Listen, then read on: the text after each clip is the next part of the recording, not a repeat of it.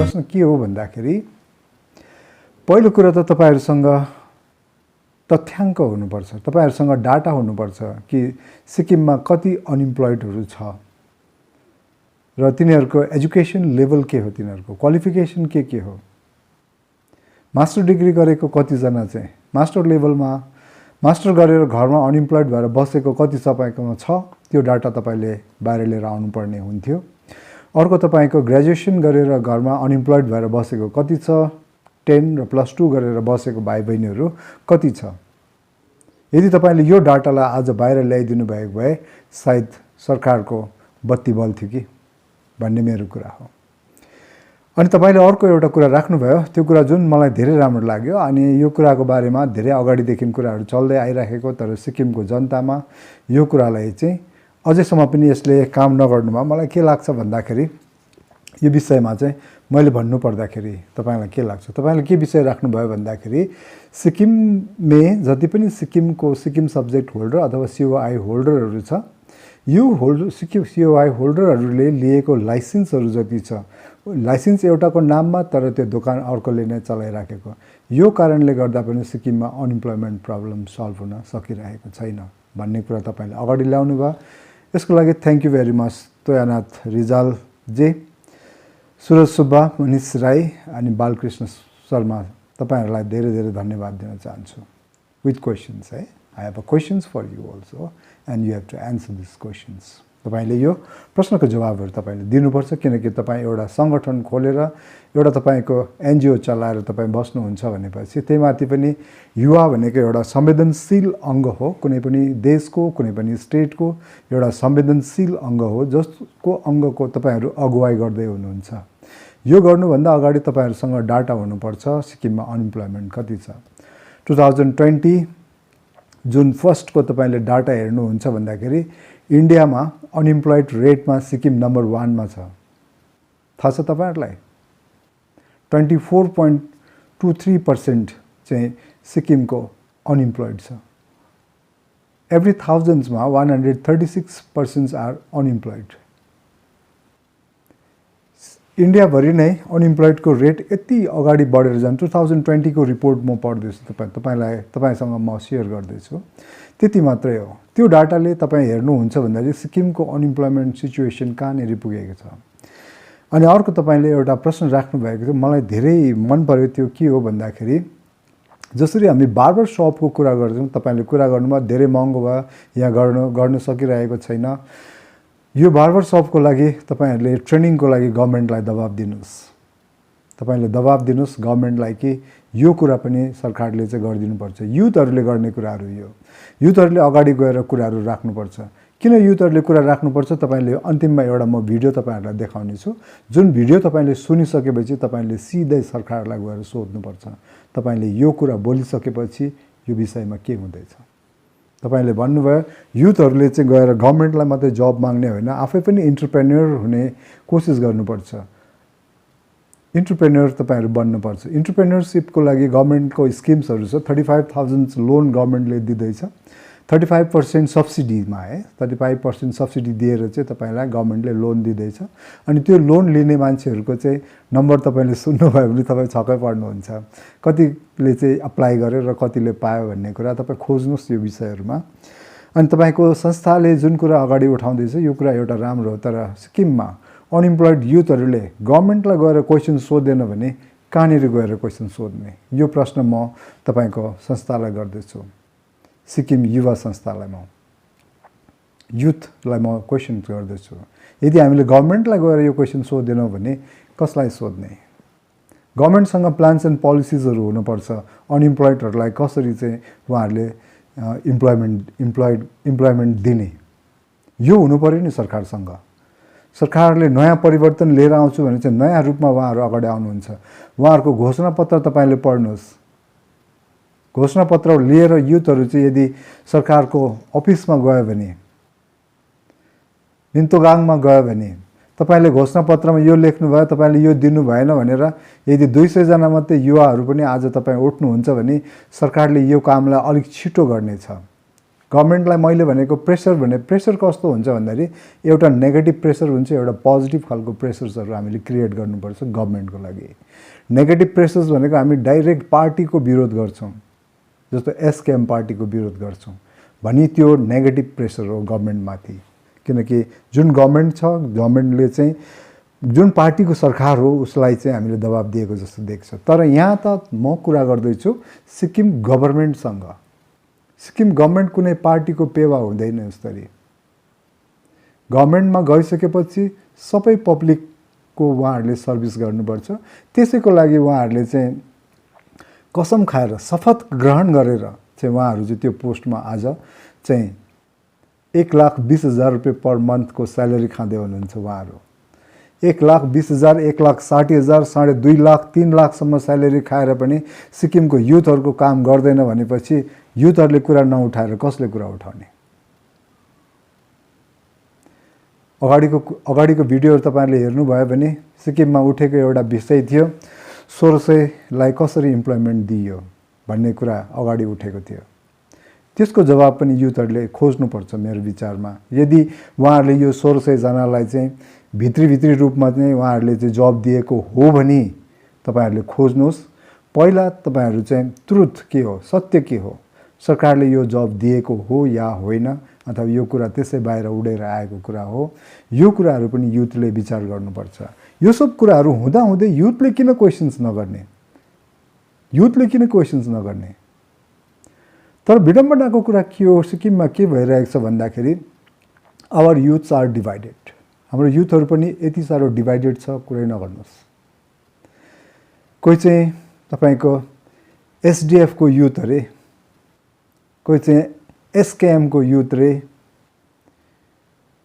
कोही चाहिँ काङ्ग्रेसको युथ रे, कोही हाम्रो सिक्किम पार्टीको युथ रे, कुन चाहिँ कोही बिजेपीको युथ अरे। सिक्किमको युथ चाहिँ कहाँ छ त? अनि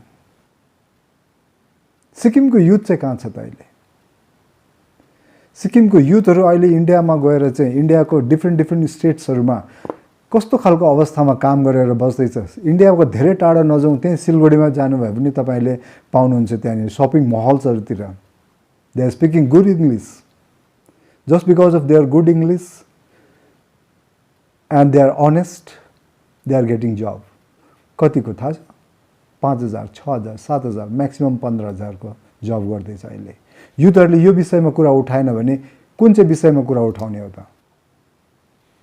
म तपाईँलाई क्वेसन्स गर्दैछु, कुन चाहिँ विषयमा कुरा उठाउने? दिल्लीमा गएर हेर्नुहोस् तपाईँहरूले, हरेक रेस्टुरेन्टहरूमा हाम्रो सिक्किमको दिदीबहिनीहरूलाई हामी भेट्छौँ, हरेक होटल्सहरूमा हामी भेट्छौँ उहाँहरूलाई। कि उहाँहरू रहरले त्यहाँ गएको र? जति पनि सिक्किमको युथहरू छ, यो युथहरू के रहरले गएको हो र? तपाईँलाई छक्कै लाग्ला। मेरो एउटा रिलेटिभ्स हुनुहुन्छ, उहाँ राजस्थानको एउटा होटलमा काम गर्नुहुन्छ, उहाँ लेडिज हुनुहुन्छ।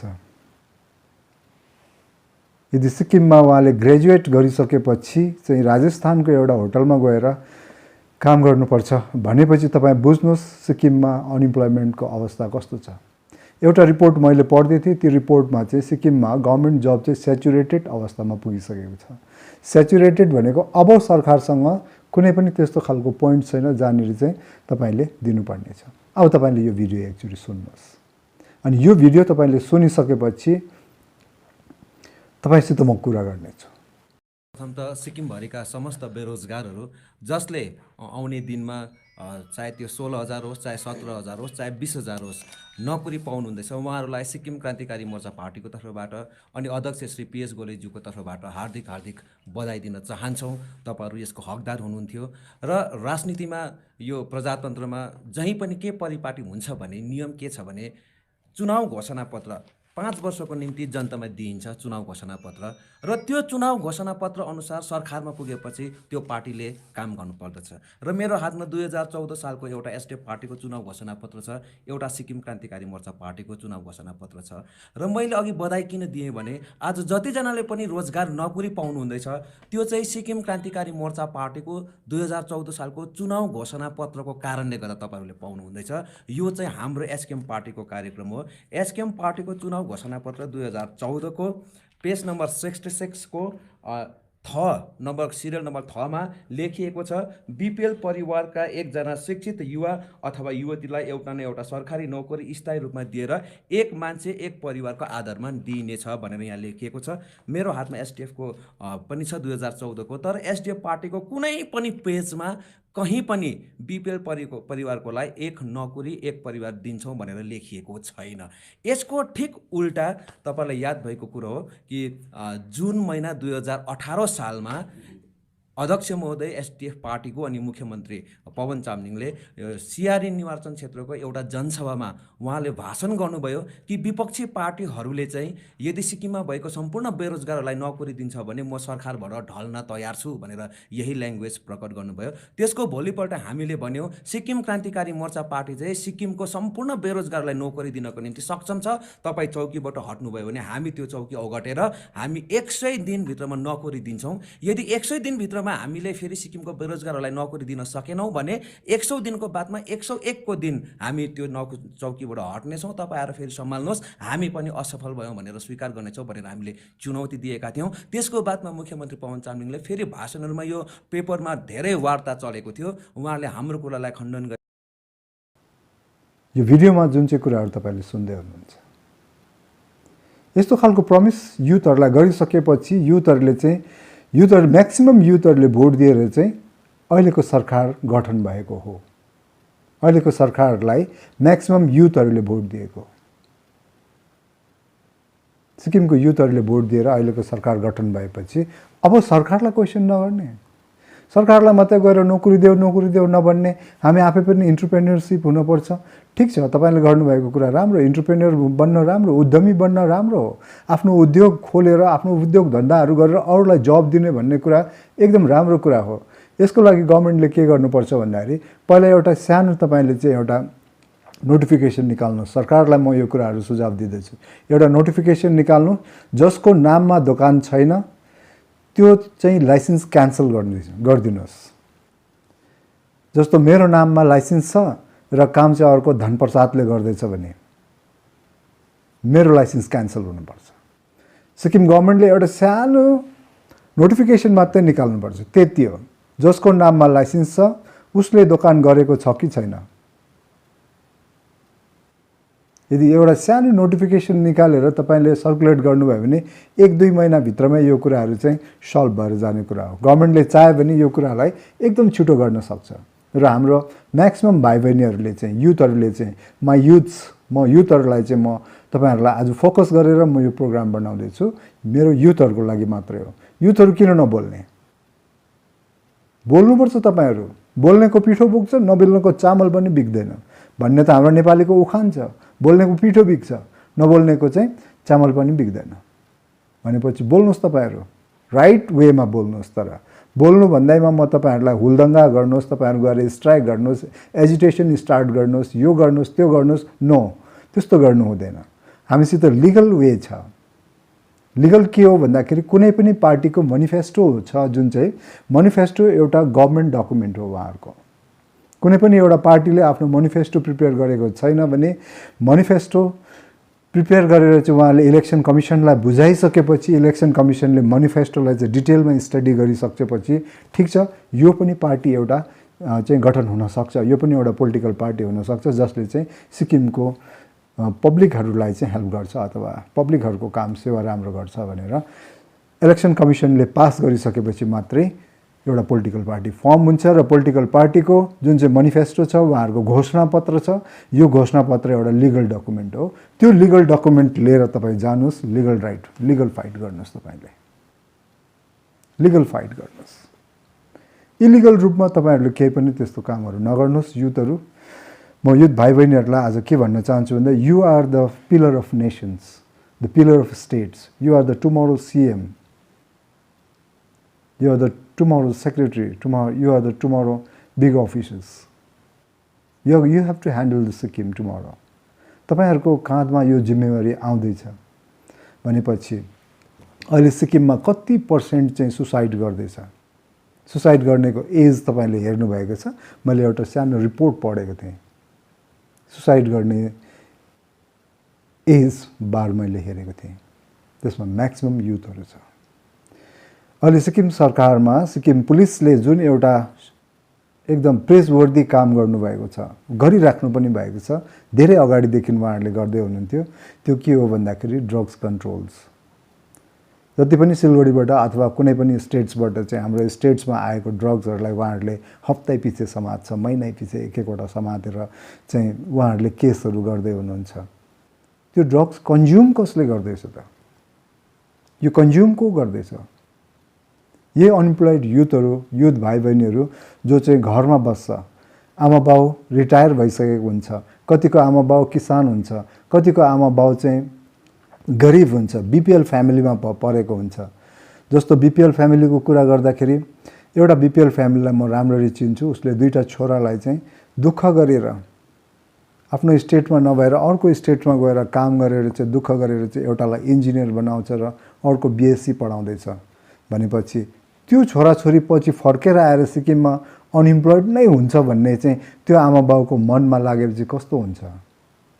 यो आमा बाउलाई थाहा भइसकेको हुन्छ कि मेरो छोराछोरीले अब नोकरी पाउँदैन भनेपछि उसको मेन्टल स्टेटस कस्तो चाहिँ हुन्छ होला त्यो गरिब बीपीएल फ्यामिलीको आमा बाउको? अनि क्वेसन नगर्ने? गर्नुपर्छ क्वेसन, हामीले सरकारलाई क्वेसन गर्नुपर्छ। अनि तपाईँलाई म आजको जुन चाहिँ भाइहरूले गर्नुभएको प्रेस कन्फरेन्स थियो, यो प्रेस कन्फरेन्समा उहाँहरू 4 मिनट मात्रै बोल्नुभयो। थाहा छ तपाईँलाई? 4 मिनट मात्रै बोल्नुभयो। अनि त्यसको 6 मिनट चाहिँ क्वेसन एन्सर सेसनमा सक्यो। यो करिब 10 मिनटको मात्रै एउटा भिडियो थियो। युथहरूको लागि 10 मिनट मात्रै तपाईँहरूले दिने? तपाईँहरूसँग डाटा हुनुपर्छ, तपाईँहरूसँग तथ्याङ्क हुनुपर्छ युथ अनइम्प्लोइड युथहरूको। र तपाईँहरू अगाडि आएर बोलिदिनु भएको भए म खुसी हुन्थेँ। सिक्किम आमा च्यानल हेरेर बस्नुहुने सबै तपाईँ पनि हुनुहुन्छ, तपाईँको पनि घरमा एउटा न एउटा युथहरू छ, एउटा दुईवटा तीनवटा चारवटा होइन कति होला, तपाईँहरूको घरमा पनि युथहरू छ, मेरो पनि युथ छोराहरू छ। र युथको बारेमा तपाईँहरू जसरी प्रोग्राम अगाडि लिएर आउनुहुन्छ, म चाहन्छु तपाईँहरूले चाहिँ पुरा डाटा लिएर आउनुहोस् तपाईँहरू अगाडि, र तपाईँहरूलाई सिक्किमको जनताले तपाईँहरूको कुरा सुन्नेछ। होइन भने तपाईँको कुरालाई त्यति धेरै ध्यान दिँदैन। म तयानाथ भाइलाई, रिजल भाइलाई रिक्वेस्ट गर्न चाहन्छु कि नेक्स्ट टाइम तपाईँ प्रेस कन्फरेन्समा आउँदाखेरि चाहिँ प्लिज एउटा डाटा लिएर आउनुहोस् तपाईँसँग।